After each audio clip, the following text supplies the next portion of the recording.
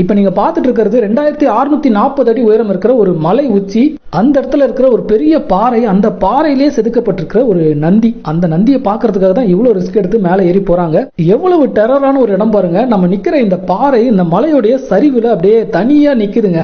அந்த பாறையில ஒரு நந்தி சிலையை செதுக்கியிருக்காங்க. இது வந்து 15-16ஆம் நூற்றாண்டை சேர்ந்த ஹொய்சால மன்னர்கள் அவங்க காலத்துல செதுக்கப்பட்டது அப்படின்றாங்க. இந்த தாய்ப்பாறையிலேயே இந்த நந்தியை வந்து செதுக்கியிருக்காங்க. இந்த நந்திக்கு எதிர அந்த மலை உச்சியில சிவபெருமானுடைய கோவில் இருக்கு. இந்த நந்தியை வணங்குறதுக்காக இந்த பாறைக்கு மேல ஏறி வரவங்க இந்த நந்தியை ஒரு சுத்தி வராங்க. அது சாதாரண விஷயமே இல்ல. ஏன்னா இந்த நந்திக்கு பின்னாடி இடமே கிடையாதுங்க. நீங்க வந்து உயரத்தை பார்த்து பயப்படுறவங்களா இருந்தா நிச்சயமா இந்த இடத்துக்கு வந்துடாதீங்க. இப்ப நான் நடக்கிறதே பாத்தீங்கன்னா ஒரு கம்பியில காலை வச்சுதான் இந்த நந்தியை வந்து சுத்தி வரேன். இப்ப ஒரு வழியா நான் வந்துட்டேங்க. இப்ப இந்த பாறையில இருந்து எப்படி இறங்குறது அப்படின்னு யோசிச்சுட்டு இருக்கேன். அவ்வளவு உயரம். இந்த நந்தி எந்த மலையில இருக்குன்னா கர்நாடகால இருக்கிற சிவகங்கா அப்படின்ற ஒரு மலையில இருக்கு. இந்த சிவகங்கா வந்து பெங்களூர்ல இருந்து 50 கிலோமீட்டர் தூரத்துல இருக்குங்க.